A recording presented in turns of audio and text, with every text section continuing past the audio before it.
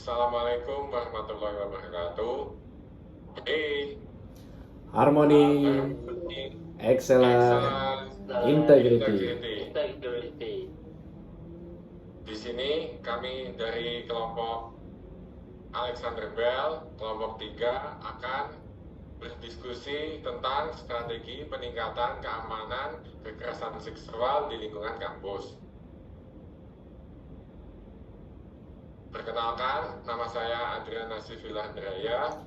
Saya Crespo Hamilungan Marbun. Saya Muhammad Ghazali. Dan saya Putu Abraham Melvin Irawan.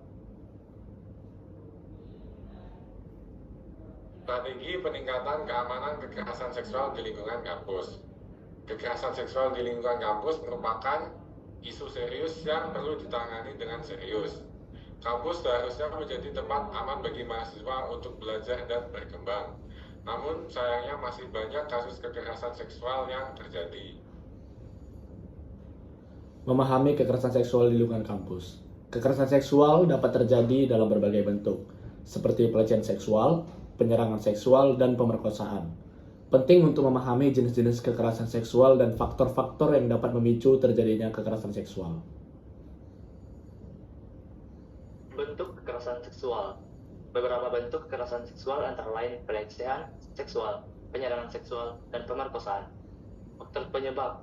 Faktor-faktor yang dapat memicu kekerasan seksual dapat meliputi budaya patriarki, minimnya pendidikan seksual, dan kurangnya kesadaran akan hak asasi manusia. Dampak kekerasan seksual terhadap mahasiswa atau mahasiswi di lingkungan kampus. Kekerasan seksual memiliki dampak yang sangat merugikan bagi korban, baik secara fisik, mental, maupun sosial. Dampak tersebut dapat mengganggu kehidupan akademis dan personal korban. Yang pertama, dampak fisiknya, yakni kekerasan seksual dapat menyebabkan cedera fisik, infeksi, dan penyakit menular seksual.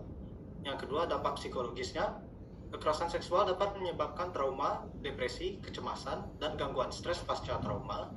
Yang ketiga, dampak sosial, yakni kekerasan seksual dapat menghambat prestasi akademis, mengisolasi korban dari lingkungan sosial, dan menyebabkan stigma.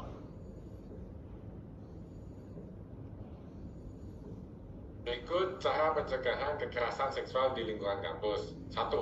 Edukasi seksual. Memberikan edukasi seksual yang komprehensif kepada mahasiswa tentang hak asasi manusia, persetujuan seksual, dan cara menolak pelecehan. Yang kedua, sosialisasi. Melakukan sosialisasi tentang kebijakan kampus terkait kekerasan seksual, serta layanan bantuan yang tersedia bagi korban. Yang ketiga, penegakan aturan. Menerapkan aturan yang tegas dan konsisten terkait kekerasan seksual, serta memberikan sanksi yang berat bagi pelaku. 4. Pelaku kekerasan seksual. Membentuk tim tanggap darurat kekerasan seksual yang siap membantu korban dan menangani kasus kekerasan seksual.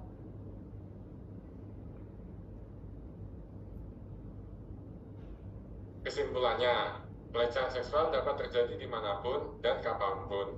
Maka dari itu, kita sebagai generasi penerus bangsa harus mengadakan sosialisasi untuk mencegah maraknya kekerasan pelecehan seksual di lingkungan kampus.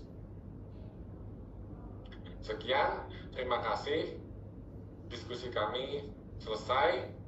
PKKMB Dewan Karang Maitala 2024. Choose positivity, break the stigma, raising excellence. Excellent. Excellent.